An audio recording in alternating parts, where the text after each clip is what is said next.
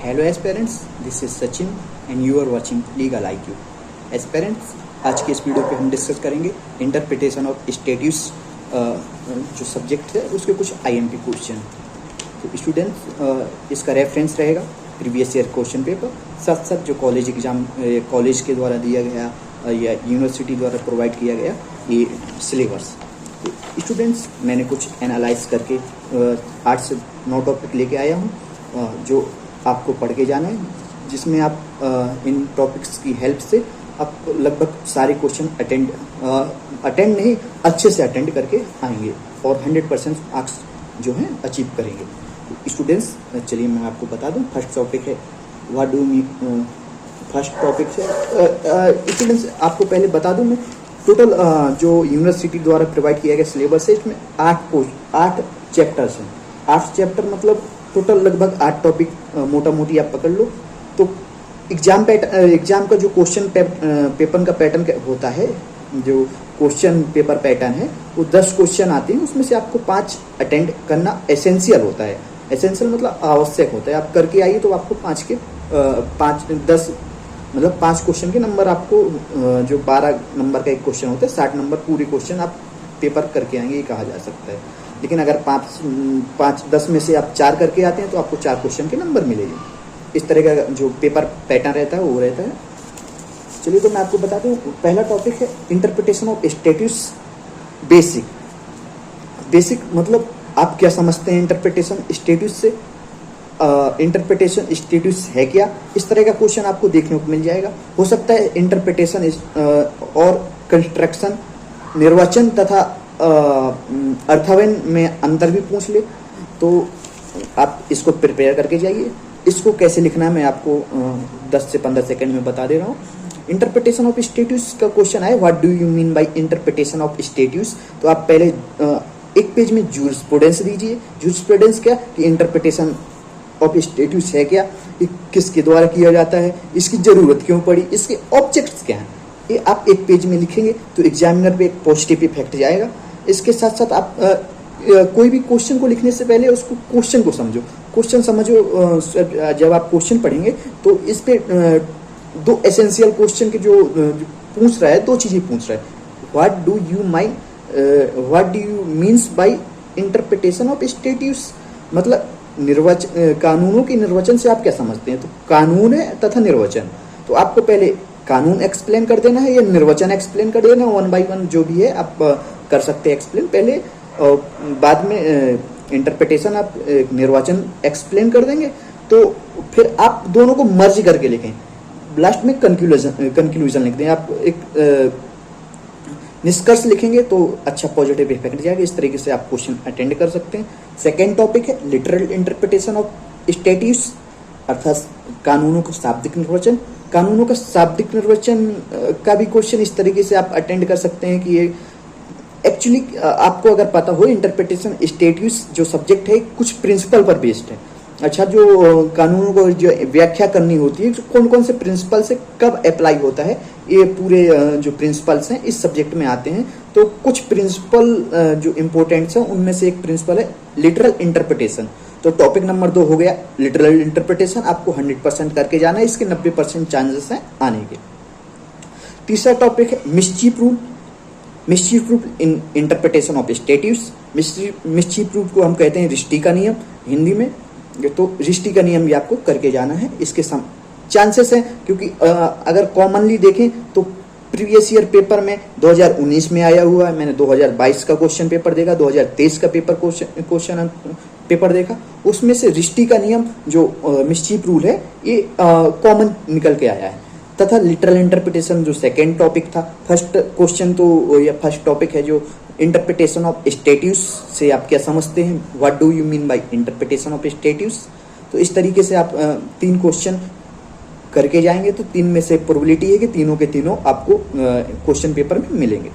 तो चौथा टॉपिक से अपना harmonious construction of स्टेट्यूस।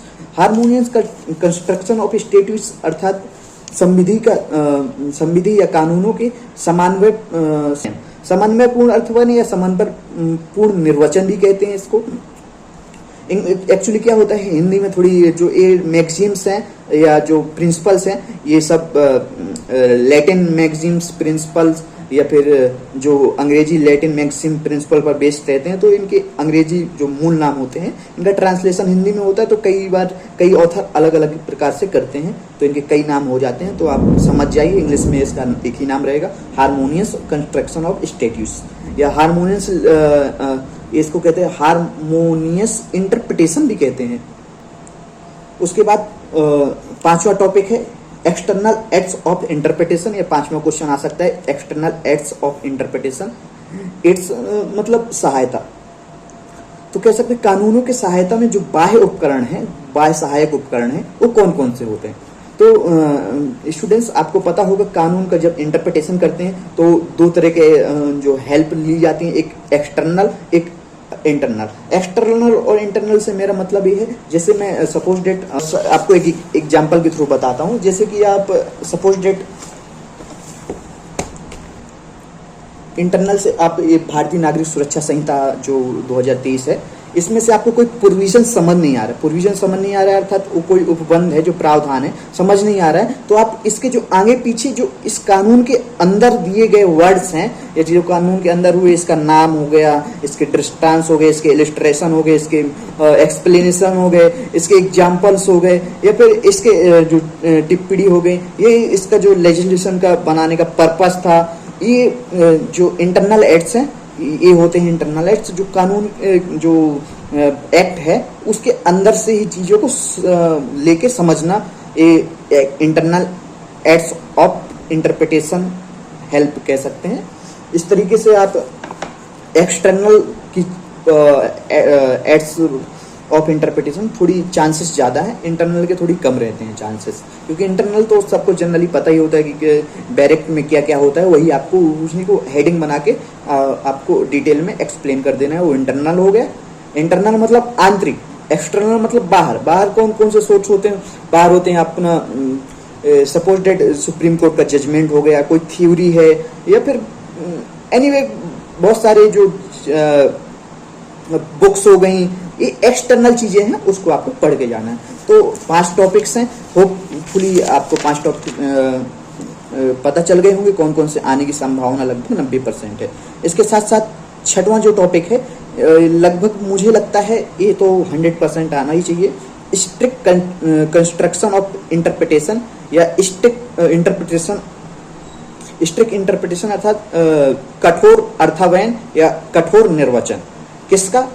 Penal law का, तथा पीनल लॉ के साथ साथ जो टैक्सेशन लॉ है इसका। तो इंटरप्रिटेशन 2 टाइप्स के होते हैं, जनरली होते तो बहुत टाइप के इंटरप्रिटेशन। अगर इस बेस में लें अपन स्ट्रिक्ट और लिबरल, उदार तथा कठोर, तो कठोर इंटरप्रिटेशन ऑफ पीनल लॉ है, ये आने की संभावना थोड़ी ज्यादा है।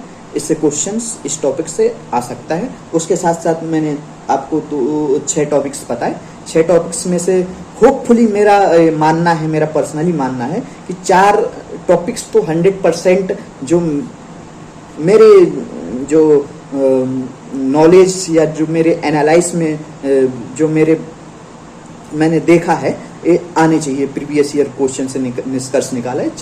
6 टॉपिक्स में से 4 टॉपिक्स तो आपको एग्जाम पेपर में रखे मिलेंगे। लगभग 90%, 100% तो कुछ नहीं कहा जा सकता है, पेपर आउट ऑफ सिलेबस भी आ जाता है, कई बार सिलेबस से बाहर भी आ जाता है, कई बार एग्जामिनर का मूड, जो पेपर सेट करने वाले का मूड है बदल जाता है, वो paper set he out of syllabus कर रहा है, तो हम क्या इसकी जो प्रोबेबिलिटी निकाल सकते हैं। तो चलिए कुछ शॉर्ट नोट्स भी हैं, मैंने 3 शॉर्ट नोट्स के बारे में आपको इन्फॉर्मेशन दे दूं कि शॉर्ट नोट्स 2 टाइप्स की हैं। अगर इस सिलेबस में देखें, एक शॉर्ट नोट्स मतलब टॉपिक्स हैं, टॉपिक्स शॉर्ट नोट के जो तौर पे आते हैं वो 2 तरीके के चैप्टर दिए हैं, जिनमें से 2 चैप्टरों में से शॉर्ट नोट आते हैं। एक है जो इनकी थ्योरीज हैं, जो इंटरप्रिटेशन ऑफ स्टेट्स की जो थ्योरी है वो शॉर्ट नोट में आती है, जो छोटी छोटी थ्योरी हैं तो वो आती हैं अपना शॉर्ट नोट्स में। साथ में एक चैप्टर या टॉपिक्स था कॉन्स्टिट्यूशन मैगजीन्स का, कॉन्स्टिट्यूशन मैगजीन का चैप्टर था, वो चैप्टर नंबर तो मैंने तो जॉनसन मैगजीन, तो कॉन्स्टिट्यूशन जो मैगजीन्स आती हैं, ये 7वां नंबर चैप्टर है, principle of constitutional interpretation.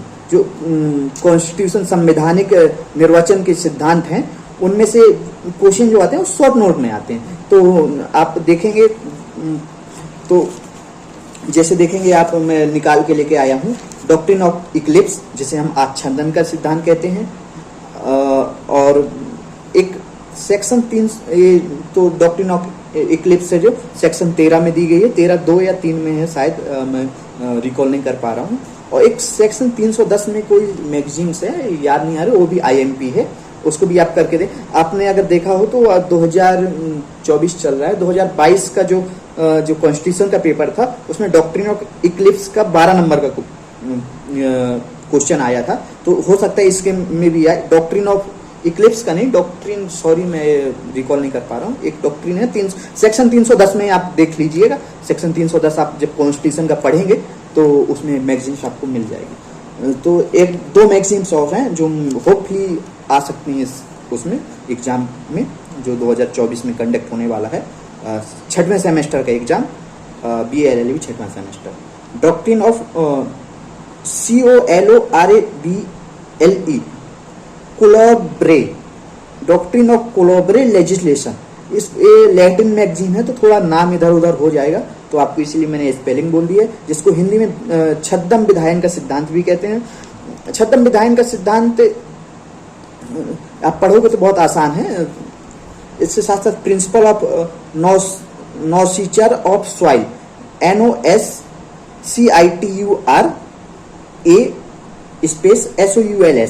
Soil, जिसको हम कहते हैं हिंदी में साहचर्यायण ज्ञाते का नियम।